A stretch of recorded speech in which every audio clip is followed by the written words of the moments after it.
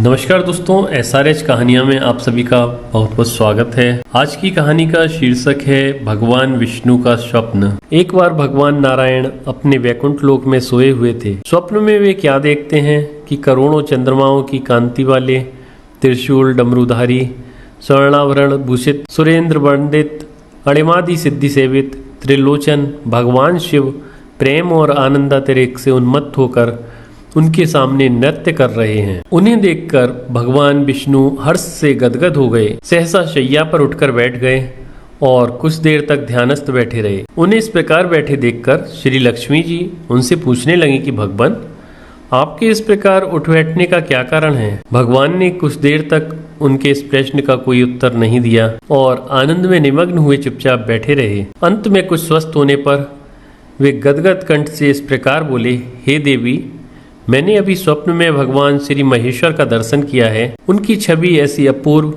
आनंदमय एवं मनोहर थी कि देखते ही बनती थी। मालूम होता है शंकर ने मुझे स्मरण किया है। अहो भाग्य, चलो कैलाश में चलकर हम लोग महादेव के दर्शन करें। यह कहकर दोनों कैलाश की ओर चल दिए। मुश्किल से आधी दूर गए होंगे कि देखते हैं भगवान शंकर स्वयं गिरिजा के साथ उनकी ओर चले आ रहे हैं। अब भगवान के आनंद का क्या ठिकाना, मानो घर बैठे निधि मिल गई हो।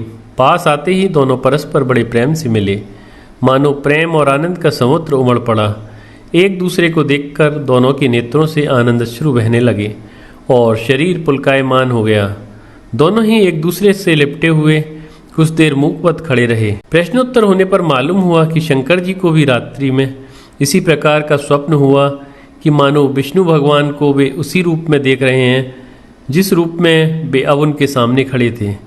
दोनों के स्वप्न का वृत्तांत अवगत होने पर दोनों ही लगे एक दूसरे से अपने यहाँ ले जाने का आग्रह करने लगे। नारायण कहते बैकुंठ चलो और शंभु कहते कैलाश की ओर प्रस्थान कीजिए। दोनों के आग्रह में इतना अलौकिक प्रेम था कि निर्णय करना कठिन हो गया कि कहाँ चला जाए। इतने में ही क्या देखते हैं कि बीड़ा बजाते हरिगुण गाते नारद जी कहीं से आ निकले। बस फिर क्या था, लगे दोनों की उनसे निर्णय कराने की कहाँ चला जाए। बेचारे नारद जी तो स्वयं परेशान थे उस अलौकिक मिलन को देखकर। वे तो स्वयं अपनी सुध-बुध भूल गए और लगे मस्त होकर दोनों का गुणगान करने। अब निर्णय कौन करे। अंत में यह तय हुआ कि भगवती उमा जो कह दें वही ठीक है। भगवती उमा पहले तो कुछ देर चुप रहीं, अंत में वे दोनों को लक्ष्य करके बोली, हे नाथ, हे नारायण, आप लोगों के निश्चल अनन्य एवं अलौकिक प्रेम को देखकर तो यही समझ में आता है कि आपके निवास स्थान अलग अलग नहीं हैं। जो कैलाश है वही वैकुंठ है और जो वैकुंठ है वही कैलाश है। केवल नाम में ही भेद है। यही नहीं, मुझे तो ऐसा प्रतीत होता है कि आपकी आत्मा भी एक ही है, केवल शरीर देखने में दो हैं।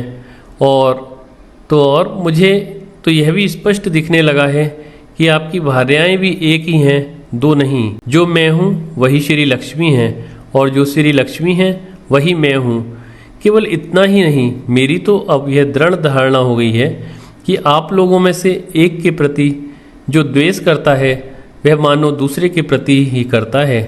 एक की जो पूजा करता है वह स्वाभाविक ही दूसरे की भी पूजा करता है और जो एक को अपूज्य मानता है वह दूसरे की भी पूजा नहीं करता। मैं तो यह समझती हूँ कि आप दोनों में जो भेद मानता है उसका चिरकाल तक घोर पतन होता है। मैं देखती कि आप मुझे इस प्रसंग में अपना मध्यस्थ बनाकर मानो मेरी प्रवंचना कर रहे हैं, मुझे चक्कर में डाल रहे हैं, मुझे भुला रहे हैं। अब मेरी यह प्रार्थना है कि आप लोग दोनों ही अपने अपने लोक को पधारिए। श्री विष्णु यह समझें कि हम शिव रूप से वैकुंठ जा रहे हैं और महेश्वर यह माने कि हम विष्णु रूप से कैलाश गमन कर रहे हैं। इस उत्तर को सुनकर दोनों परम प्रसन्न हुए और भगवती उमा की प्रशंसा करते हुए दोनों प्रणाम आलिंगन के अनंतर हर्षित तो अपने अपने लोक को चले। लौटकर जब श्री विष्णु बैकुंठ गए तो श्री लक्ष्मी जी ने उनसे पूछने लगी कि प्रभु, सबसे अधिक प्रिय आपको कौन है? इस पर भगवान बोले, प्रिय, मेरे प्रियतम केवल श्री शंकर हैं। देहधारियों को अपनी देह की भांति वे मुझे अकारण ही प्रिय हैं। एक बार मैं और शंकर दोनों ही पृथ्वी पर घूमने निकले। मैं अपने प्रियतम की खोज में इस आशय से निकला कि मेरी ही तरह जो अपने प्रियतम की खोज में देश देशांतर में भटक रहा होगा वही मुझे अकारण प्रिय होगा। थोड़ी देर के बाद मेरी श्री शंकर जी से भेंट हो गई। जो ही हम लोगों की चार आंख हुई कि हम लोग पूर्व जन्मार्जित विज्ञा की भांति एक दूसरे के प्रति आकृष्ट हो गए।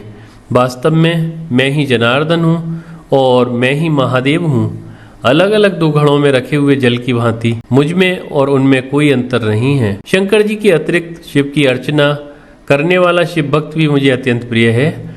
इसके विपरीत जो शिव की पूजा नहीं करते वे मुझे कदापि प्रिय नहीं हो सकते। दोस्तों, इसी तरह की और कहानियों के लिए आप हमारे YouTube चैनल SRH कहानियाँ सब्सक्राइब करें।